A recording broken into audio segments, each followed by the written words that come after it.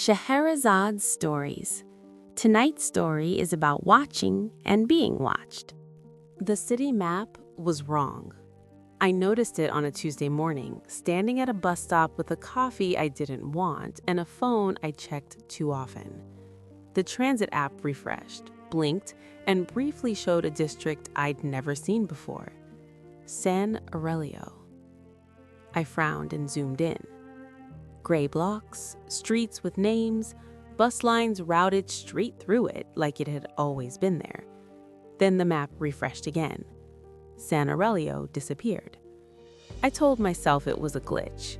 Cities are full of glitches, software ones, bureaucratic ones, human ones. By noon, I'd forgotten about it. By evening, I walked straight into it. I was late.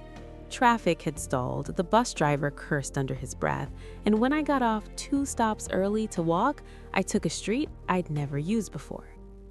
The buildings changed gradually, not suddenly enough to trigger alarm, just enough to feel off. The streetlights were newer, the walls cleaner, the air quieter, like sound didn't bounce the same way here. I stopped. A sign hung crooked above the street. San Aurelio District. No graffiti, no stickers, no flyers layered over it. Too untouched. A man passed me, walking fast, eyes forward. "Excuse me," I said. "How long has this district been here?" He didn't slow down, didn't look at me, just said, "Since last night." My stomach tightened. I turned back. The street behind me looked normal, loud, messy, familiar. When I turned forward again, San Aurelio stretched deeper than before. I walked. That was my second mistake. The shops were open but empty, lights on, no customers, no music, just clerks standing still behind counters like they were waiting for instructions. I stopped in front of a cafe. A woman inside met my eyes. Relief flickered across her face. "You can see it too," she said through the glass. My pulse jumped. "See what?" I asked. "This place," she said. "It wasn't here yesterday." I stepped inside. The door closed behind me with a soft click that felt final. "My name's Marta," she said quickly. "My apartment is 3 streets from here, but when I opened my door, this was outside." I swallowed. "You tried leaving?" I asked. She nodded. "Every direction loops back." A low hum vibrated faintly through the floor, like a generator somewhere underground. "That's new," she whispered. The man at the counter finally moved. He turned slowly. "Please don't gather," he said calmly. "It makes the district unstable." "Who are you?" I asked. He smiled politely. "Administration," he said. "Administration of what?" Marta snapped. "Of transitions," he replied. The hum grew louder. Outside, the streetlights flickered in sequence, one after another, like a signal traveling outward. People enter San Aurelio when something in their lives reaches a delay threshold. Unfinished decisions, postponed exits, deferred consequences. I felt cold. "That's insane," I said. He nodded. "So is waking up one day and realizing you stayed somewhere too long." My phone buzzed. No signal, no apps, just one notification centered on the screen. "Welcome to San Aurelio. Status: unregistered." Marta's phone buzzed too. She looked at the screen, face draining of color. "What does yours say?" I asked. She swallowed. "Status: pending." The man behind the counter glanced between us. "Oh," he said softly. "That's interesting." "What is?" I demanded. "You arrived before your life officially stalled. She didn't." Marta backed away. "What happens to people who are pending?" she whispered. The man tilted his head. "They stay until the district finishes forming around them." The hum surged. Somewhere outside, a building rose, not upward but into place, like it had always been missing. I understood then. San Aurelio wasn't a place people found. It was a place that arrived when you waited too long to leave something behind. And somehow, I'd arrived early enough to notice it forming. The hum didn't stop. You don't notice it at first. It slides under everything, under voices, under footsteps, under thought. But once you hear it properly, you can't unhear it. Marta pressed her palms against the cafe counter like the floor might tilt. "I don't want to stay," she said. "I didn't agree to this." "No one ever does," the man from administration replied gently. "Agreement is irrelevant. Timing is not." I turned to him. "You said I'm unregistered. What does that mean?" "It means," he said, choosing his words carefully, "that you're still considered mobile." "Mobile how?" "You can still leave," he said, "for now." Marta's eyes snapped to me. "Then take me with you." The man shook his head. "It doesn't work like that." "Why not?" she demanded. "Because San Aurelio doesn't trap people," he said. "It completes them." That sentence sat wrong in my chest. Outside, the street had grown busier, not with people, but with structure. A new building stood where there had been an empty lot minutes ago. Its windows were already lit, curtains drawn, lives implied. "How many people are here?" I asked. The man smiled politely. "Enough." "And who runs this place?" I pressed. This time, he didn't answer immediately. "You should see the district before you decide what questions matter. Walk, observe. San Aurelio explains itself better than I ever could." Marta grabbed my arm, hard. "Don't leave me." I hesitated. The man watched closely. "You can walk together," he said, "for now." Outside, the air felt heavier, not thicker, more intentional, like the space between buildings was paying attention. We passed a grocery store with fully stocked shelves and no prices, a school with lights on and no children, an ATM that hummed but never dispensed cash. "This feels illegal," Marta whispered. "It feels unfinished," I replied. At the end of the block, the street opened into a plaza. That's where I saw them. Men leaning against a low wall, smoking, watching foot traffic with practiced boredom.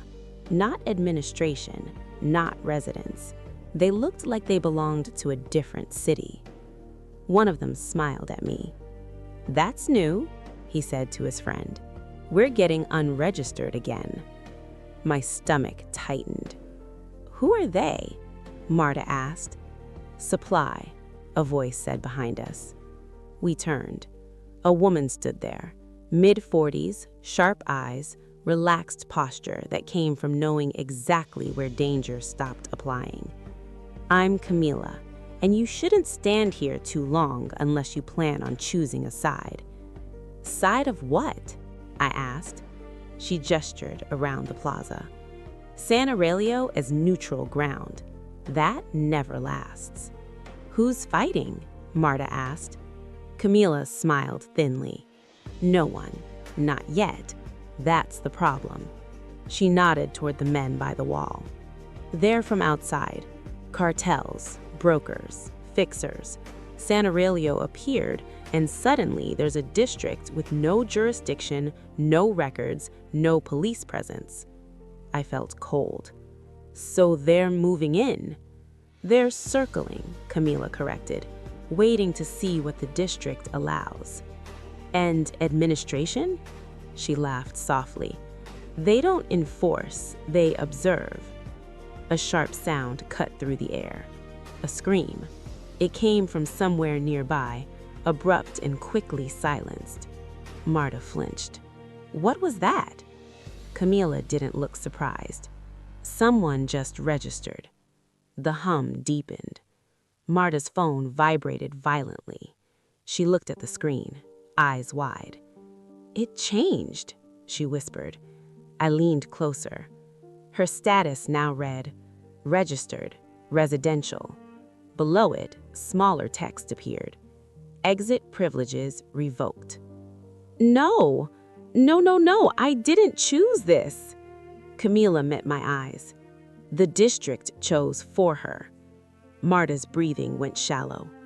I grabbed her shoulders. Hey, look at me. She looked terrified. You said you could still leave, she said to me. Please. I felt my phone vibrate. I didn't want to look.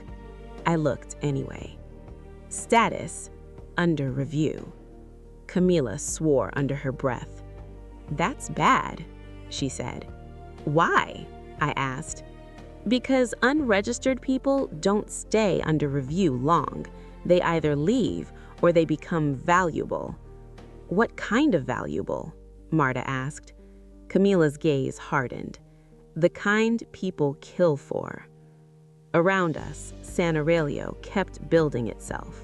Brick by brick, light by light, decision by decision. And I understood something crucial. This district wasn't just a side effect of the laid lives. It was an opportunity. And somewhere very close, people were already deciding how to own it. The deal was happening whether we stayed to watch it or not. That was the first thing Camila made clear as she pulled us away from the plaza, staring us down a side street that hadn't existed an hour ago.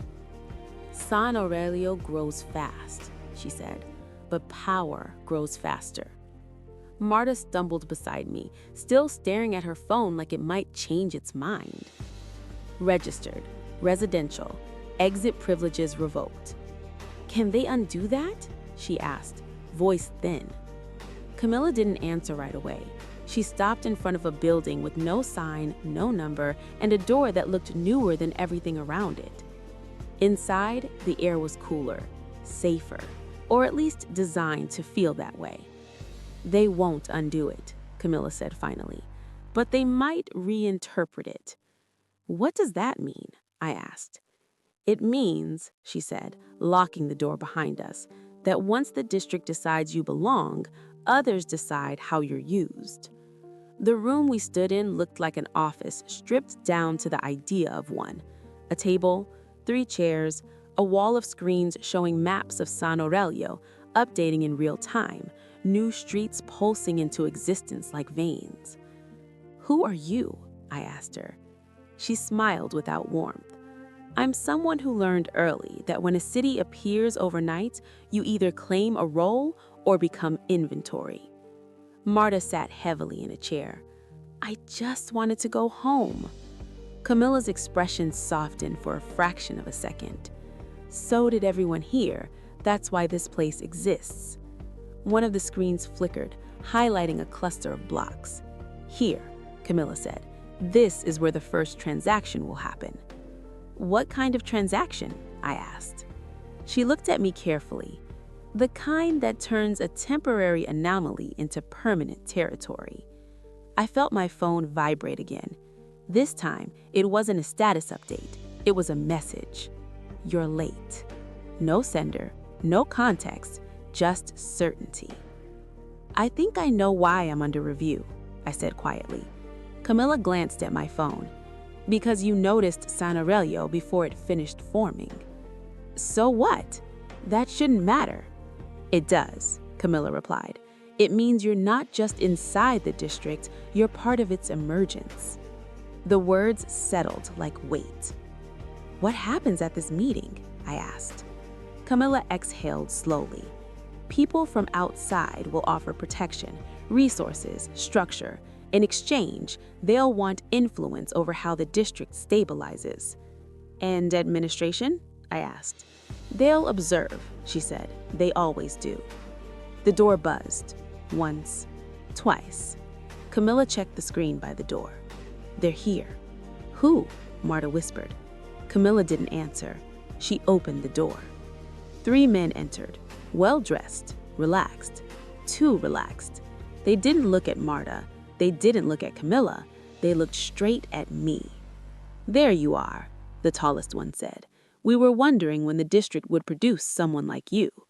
"Someone like me how?" I asked. "Unassigned, unaligned, valuable." My pulse spiked. "You don't belong here," Camilla said sharply. The man smiled. "Not yet, but soon no one will be able to tell the difference." He stepped closer.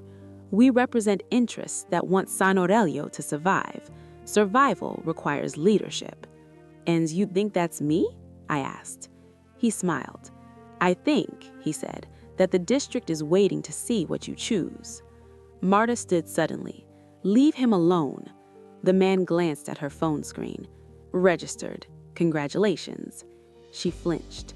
"You see," he continued, turning back to me, "this place is already sorting itself. Some stay, some manage, some disappear." "And if I say no?" I asked. He smiled. "Then San Aurelio will decide without you." The screens on the wall flickered violently. New streets appeared, others vanished. The hum deepened into something almost like a heartbeat. Camilla swore softly. "It's accelerating. This isn't normal." I felt it then, a pull, not toward the exits, toward the center. Somewhere beneath the district, something was solidifying. "What does the district want?" Marta asked, voice shaking. Camilla met my eyes. "It wants to stop being temporary." The men waited, the city waited, and I understood the truth too late. San Aurelio wasn't just reacting to delayed lives, it was looking for someone willing to decide what it becomes. And the moment I hesitated, it marked me as a candidate. The hum changed. Not louder, closer. Like something had stopped spreading outward and started folding inward instead. The screens on the wall glitched, maps overlapping, streets blinking in and out of existence. One moment, San Aurelio looked like a neighborhood, the next, like a knot. Camila stared at the data, jaw tight. "It's collapsing toward a center." "One of you," the tall man said calmly. "That's how districts like this stabilize. They crystallize around a decision maker." Marta grabbed my arm. "Don't listen to them." I could barely hear her over the sound in my chest. The hum had synced with my heartbeat. "What happens to the center?" I asked. The man didn't answer. Administration did. The cafe clerk from earlier stepped into the room as if he'd been there all along. Same polite smile, same neutral tone. He said, "The center becomes permanent. The rest becomes infrastructure." "And the people?" I asked. He tilted his head. "They adapt." "That's not an answer," Marta snapped. "It's the only one that applies," he replied gently. The men from outside watched with interest now, no longer pretending this was a negotiation. "You see," the tall one said, "San Aurelio can't remain unclaimed. If you don't step in, someone like us will, and we won't hesitate." Camila swore. "If they anchor it, this becomes a criminal zone overnight." "And if I anchor it?" I asked. The room went quiet. Administration looked at me with something like curiosity. "You would define its rules," he said. "Who may leave, who may stay, what the district offers, and what it takes." Marta's grip tightened. "You can't." I looked at her. She was shaking. Registered. Trapped. Her life rewritten by a status update. This place had already taken something from her. From all of us.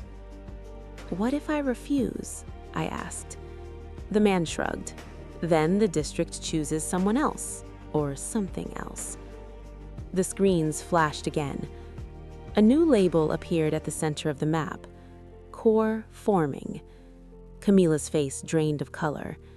It's too fast. Administration nodded. The presence of external interests accelerates emergence. The tall man smiled. You're welcome. I felt a strange clarity settle over me. Not confidence, acceptance. San Aurelio wasn't evil. It was unfinished, like a sentence no one wanted to end. Can she leave? I asked suddenly, pointing at Marta. Administration followed my gaze. If the Corps allows it. And the others? I asked. The ones registered. He paused. Some. I turned to the men from outside. You want this district because it's unregulated. They didn't deny it. If I anchor the center, I said, you stay out. The tall man laughed softly. You think we'd respect that? I met his eyes. You will if the district stops being useful to you. Camila stared at me. What are you thinking? I closed my eyes. For a moment, I felt the shape of San Aurelio, not streets and buildings, but intent. A place born from hesitation, from people who waited too long to leave something that was killing them slowly. What happens if the district ends? I asked. Administration went very still. Ends how? He asked carefully. Completes, I said, instead of stabilizing. Silence. Then, softly, that has never been attempted. The hum spiked, sharp enough to make Marta cry out. I stepped forward. If I become the center, I said, I don't anchor it. I finish it. The screens went wild. Core unstable, core override detected. Administration's smile faltered for the first time. You would dissolve the district, he said. Everyone still pending gets released, I said. Everyone registered loses residency, he finished. Camila sucked in a breath. They go back. Changed, but back, I said. The tall man took a step toward me. You don't get to make that call. The lights cut out. Not darkness, white. For a moment, San Aurelio wasn't a place. It was a choice stretched across thousands of unfinished lives. I thought of Marta, of the cafe clerk, of the people whose streets had arrived overnight because they couldn't leave something behind. I choose an ending, I said. The hum stopped. The screens went black. The floor dropped out from under us. I woke up on a bus stop bench. Morning light, normal noise, traffic, people arguing about nothing important. Marta sat beside me, head in her hands. Her phone lay on the ground between us. No status, no messages. She looked up slowly. It's gone. Across the street, construction workers argued over blueprints. One of them said, "There was a district here, I swear." His coworker frowned. "There's never been anything here." Camila stood nearby, staring at the empty space where San Aurelio had been. "Not gone, finished," she said quietly. Administration never appeared again. Neither did the men. Weeks passed. Life resumed, imperfect and heavy and real. Sometimes I still feel it, the edge of a place forming when people wait too long to leave something that's breaking them slowly. But now I know something I didn't before. Some districts don't want to exist forever. They want someone to arrive early enough and brave enough to end them. And if another one appears someday, I won't walk past it. Because unfinished places don't disappear on their own. They wait.